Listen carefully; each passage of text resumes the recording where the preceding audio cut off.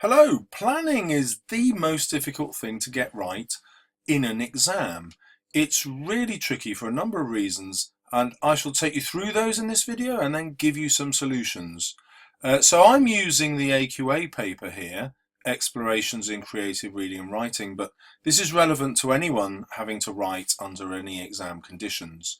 In the AQA paper, the first problem is that you have an hour and 45 minutes and two sections to answer, section A and section B. Now the advice they give you in this exam down here is that you should spend 15 minutes reading. If you buy my guide to the language exam, I recommend that you don't do this. And the brief reason for that is this. If I spend 15 minutes reading, I don't have enough time to answer the 4 questions in section A.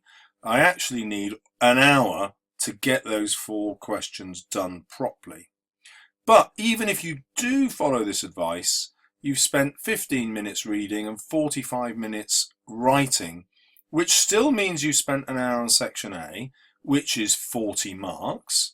But if you've spent an hour, that means you only have 45 minutes to do section B. And this is where the first problem of planning comes in, because section B is also worth 40 marks. Look, they're worth 40 marks each. Am I going to spend an hour on section B to get 40 marks and then start wasting some of my 45 minutes on section B because my plan doesn't earn me any marks? Am I going to start wasting that time so that I have even less time to write? So you can see how tricky a decision this is. So I want to show you really quick ways to plan that won't take up much of your time so you can start scoring marks. I'm just going to focus on the description question in this video, and it won't be that interesting. So you will be given an image in the AQA exam, and you're going to enter a creative writing competition, which basically means be as creative as you like. One problem here is your entry will be judged by a panel of people your own age. Now, a problem with that is it could cause you to write in a much more colloquial style, using language just for your own friendship group, and that's not going to score well in the exam at all. So whatever that says, you're going to use the best language that you can. You're really going to show off. Now, the next thing is I have to write a description, but it's only suggested by this picture. So I'm going to take you through some stages in your thinking. My video is longer than you'll spend time planning in the exam, okay? I'm going through this so that you fully understand what to do. But there are 2 ways, whoops, that's better. There are 2 ways that I can use that picture. I'm going to take you through this one first. Think just about the picture. Now, some of you will be scared to deviate from the image under exam conditions. You'll be stressed and you'll just think about describing what's in it.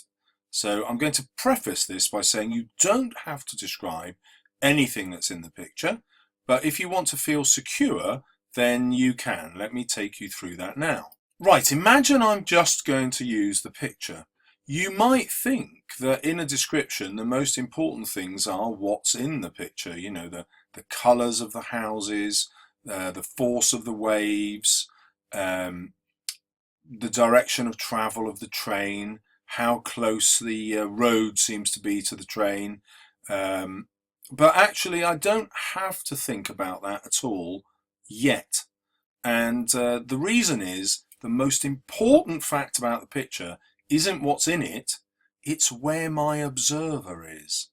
So for example, my observer could be on the train.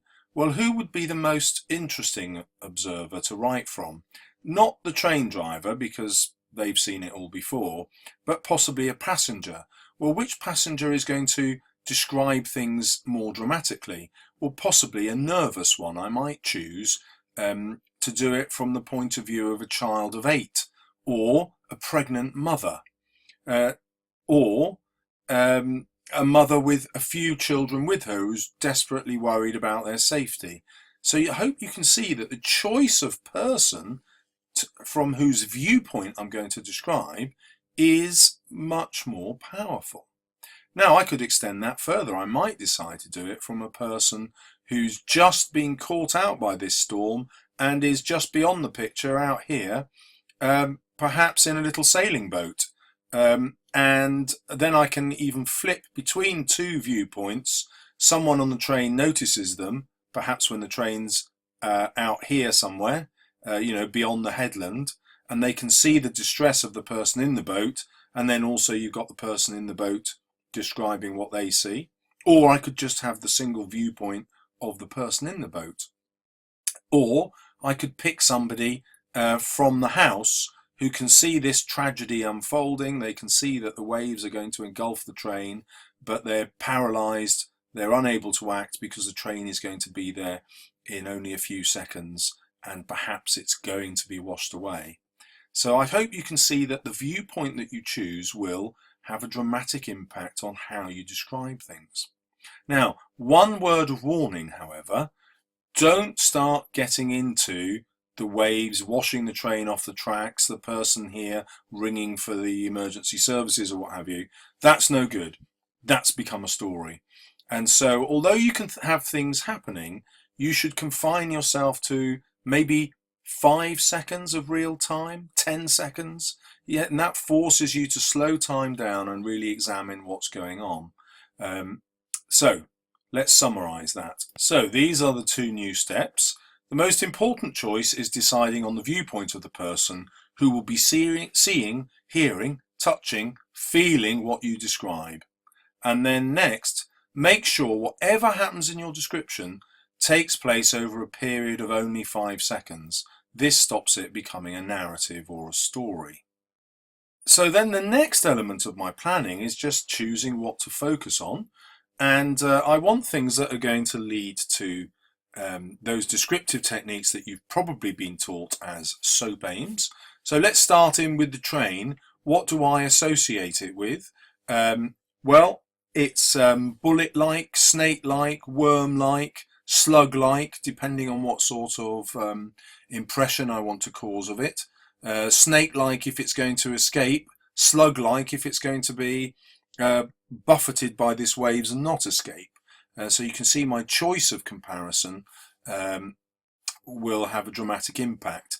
Am I going to compare the waves to giant fingers, or perhaps to a leviathan, a giant sea monster?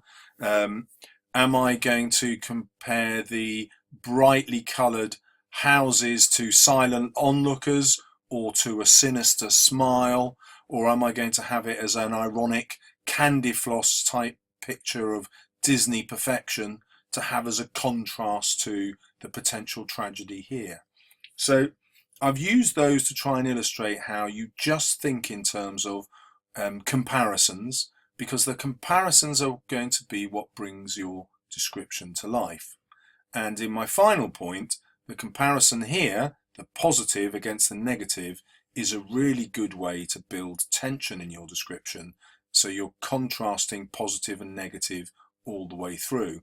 I might have the positive views of the driver who's seen it all before and is completely unflustered by it, to the negative views of some of the passengers who are going to be passing by.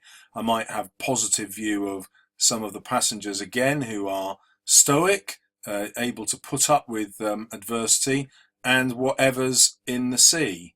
And by the way, if you're being really creative, you might even describe this from the point of view of the sea. Imagine the sea as a relentless hunter that's trying to pummel down the defences, get to the houses, and you can be as creative as you like. So to summarise the 2 points that I've just spoken about now, find comparisons to make about the features or objects in the photograph. The more you compare it to other things, the more vivid your description will be.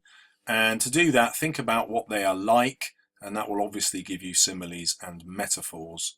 And then the sophisticated technique that your teachers probably aren't teaching you, find contrasts, because when you start contrasting positives and negatives in your description, that inevitably creates tension. You know, which one is going to win out? Will it end up being positive or negative? How will the conflict be resolved? And that will mark you out as a top writer. Now, how would I use that information in the exam? Well, this is what the exam page looks like, and I'm just going to write all over this picture. All my ideas, I'm just going to blurt out on there. You know, I'm not going to worry about handwriting or ordering it. I'm just going to attach all those ideas, and if I run out of room, I'm going to use this space here so that I'll begin my actual answer on the next page. And I'm just going to scribble as fast as I can. The plan is only for me, it's not for the examiner.